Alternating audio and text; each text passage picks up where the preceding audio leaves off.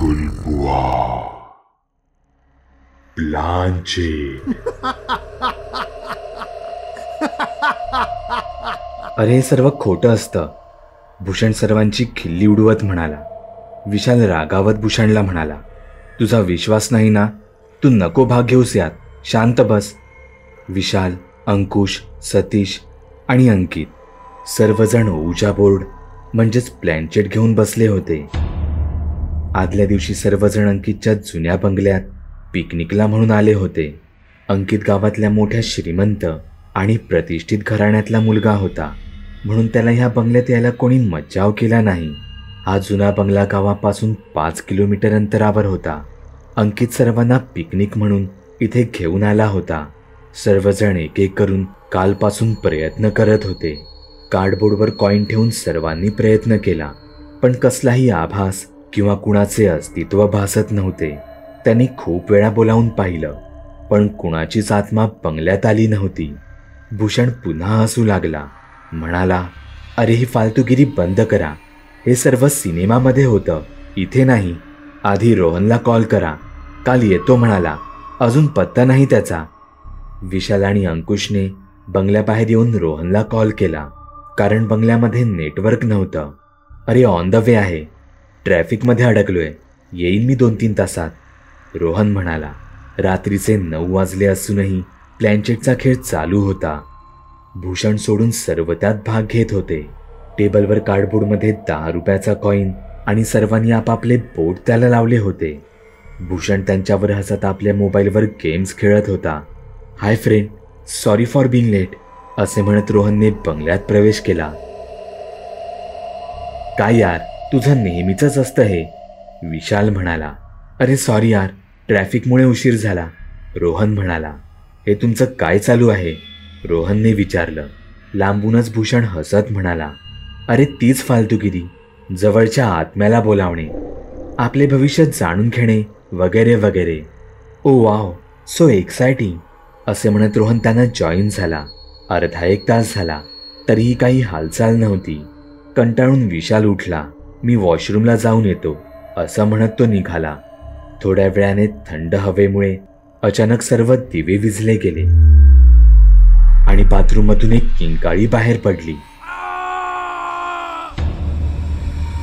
बाकी सर्वजण उठले आणि बाथरूम जवळ पोहोचले तर विशाल तिथे गतप्राण झालेला दिसला. त्याच्या डोक्याच्या कवटीचा चेंदामेंदा झाला होता. बाथरूमच्या दरवाजाकडून रक्ताचा पाट वाहत होता. अरे हे काय होऊन बसले, डोक्याला हात लावत अंकित म्हणाला. अंकुश रडवेला आवाजात म्हणाला, मला वाटतं आपण जो खेळ खेळत होतो त्यामुळे कुणाची तरी आत्मा आली आहे. सर्वांनी बोर्डवर नजर टाकली. 10 रुपयाचा जो कॉईन ठेवलेला त्याची दिशा बदलली होती. अरे खूप झालं, इथून निघा सर्व, भूषण घाबरून म्हणाला. सर्वजण पळत बंगल्याच्या दरवाजाकडे निघाले. सतीश कुठे आहे, मागे पाहत अंकित म्हणाला. अरे आता तर इथे होता, भूषण म्हणाला. त्याला सोडून कसे जाणार, शोधा त्याला, अंकुश घाबरतच म्हणाला. रोहन आणि अंकुश बंगल्याच्या दुसऱ्या माळ्यावर गेले. बाकी जण पहिल्या माळ्यावर शोधू लागले. हवेतील गारवा प्रचंड वाढला होता. त्यात बंगल्यातील लाईट गेली होती आणि वर हा सर्व मृत्यूचा खेळ चालू होता. प्रत्येक जण भांबावला होता, पण मैत्रीसाठी सर्वजण अजून बंगल्यातच होते. लवकर इकडे या, अंकित ओरडला. पहिल्या माळ्यावर सतीशचे रक्ताच्या थारोळ्यातील शव पाहून सर्वांची वाचाच बसली. अंकित आणि बाकी मित्र हुंदके देऊन रडत होते. सतीशचं डोकं फुटून मेंदूची कवटी बाहेर आली होती. रोहन धापा टाकत खाली आला. अरे अंकुश कुठे आहे, भूषणने विचारले. अरे माझ्यासोबत तो होता, दुसऱ्या माळ्यावर खाली येता येता तो गायब झाला, रोहन म्हणाला. तसे रोहन, अंकित आणि भूषण सर्वजण दुसऱ्या माळ्यावर गेले. पायऱ्या चढतानाच त्यांच्या पायाला रक्त लागलं. वर गेल्यावर रक्तबंबाळ होऊन गतप्राण झालेला अंकुश त्यांना दिसला. त्याचे हातपाय वाकडे झाले होते आणि डोकं फुटलं होतं. हे सर्व काय होऊन बसले, अंकित रडत म्हणाला. इथून निघूया, भूषण बोलला. तसे सर्व खाली धावत गेले. पण बंगल्याचा दरवाजा काही उघडत नव्हता. अंकित खिडकी उघडण्यासाठी धावला. खिडकी उघडताच भली मोठी फोटो फ्रेम वरून त्याच्या डोक्यात पडली आणि त्याचा जागीच मृत्यू झाला. बंगल्यात मृत्यूचे तांडव सुरूच होते. भूषण आणि रोहनची हे पाहून पुढे जायची हिंमतच झाली नाही.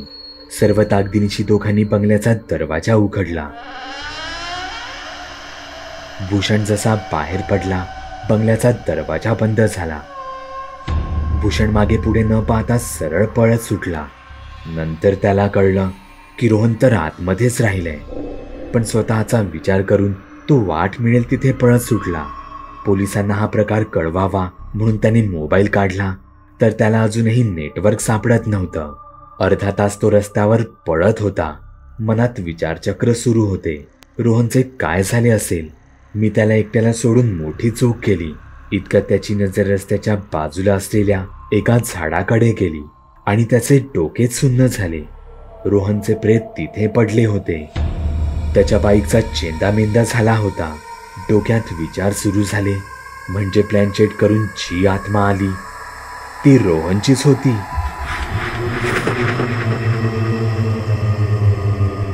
भोवळ येऊन भूषण रस्त्यावर पडला. त्याला कळून चुकले होते की तो फक्त वाचला, कारण तो या खेळात सहभागी झाला नव्हता. प्लॅन चेट.